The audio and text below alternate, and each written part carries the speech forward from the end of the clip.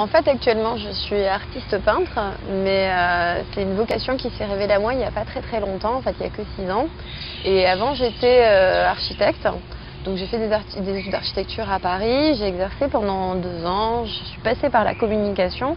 J'ai touché un peu à beaucoup de choses qui tournaient autour de l'expression, mais sans réellement réaliser ma vocation. Et en fait, c'est quand j'ai eu mes enfants que d'abord que j'ai dû m'arrêter un peu de courir partout et de faire de la communication, et que en fait j'ai réalisé que l'expression artistique et la peinture était vraiment d'abord ce que j'avais envie de faire et ensuite ce que j'avais besoin de faire.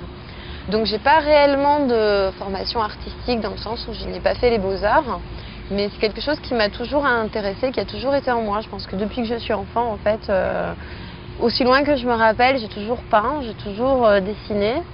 Et même dans les métiers que j'ai choisis, c'est-à-dire l'architecture ou les métiers de la communication, il y a toujours eu une forme d'expression. Mais c'est vraiment en ayant mes enfants, en devenant mère, que s'est posé aussi la question de la transmission, de ce qu'on a envie de donner à son prochain. Et voilà.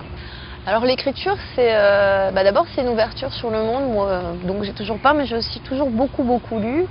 Et l'écriture avait d'abord une influence, j'allais dire indirecte, sur ma peinture, parce que c'est à travers l'écriture que je pense que j'ai mieux pris possession de ma culture polynésienne.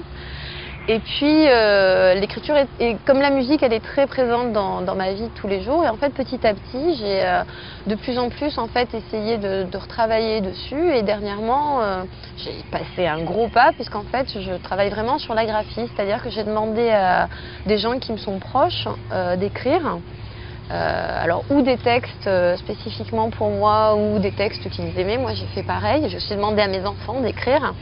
Et j'intègre vraiment l'écriture, mais pas en tant que sens, mais plutôt en tant que graphie dans ma peinture. Alors, je pense qu'on ne peut pas empêcher un artiste ni de peindre, ni d'écrire, enfin de s'exprimer en général. Moi, je sais que peindre, c'est un besoin. Chez moi, c'est vital. Par contre, on peut empêcher la transmission du message, c'est-à-dire que moi, peindre, c'est pas possible de m'arrêter. Par contre, je peux demain ne plus avoir de gens qui voudront m'exposer ou regarder ce que je peins. Et c'est pareil pour un écrivain, on le voit partout. Hein. L'écrivain écrit, après, est-ce que son message va être publié, est-ce qu'il va être transmis, est-ce qu'il va être interdit? C'est un autre débat, mais je pense que fondamentalement, l'artiste a besoin de s'exprimer et rien ne peut l'empêcher de le faire. Après, est-ce que son message est transmis, est-ce qu'il est compris?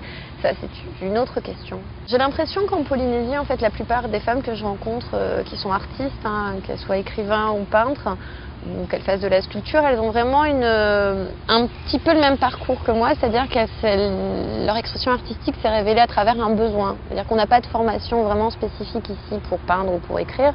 C'est vraiment comme je sais pas, quelque chose qui bouillonne, alors pour différentes raisons. Ça peut être la revendication, ça peut être le plaisir, ça peut être la vocation. Et je pense qu'on a vraiment besoin de passer le pas, de faire sa première expérience. Parce que je sais que le premier pas, c'est ce qu'il y a de plus difficile. Après, on se rend compte qu'on en a besoin et qu'on ne peut pas s'en empêcher. Donc je pense qu'il faut, pour toutes les femmes qui ont envie de s'exprimer, il ne faut vraiment pas avoir peur de le faire.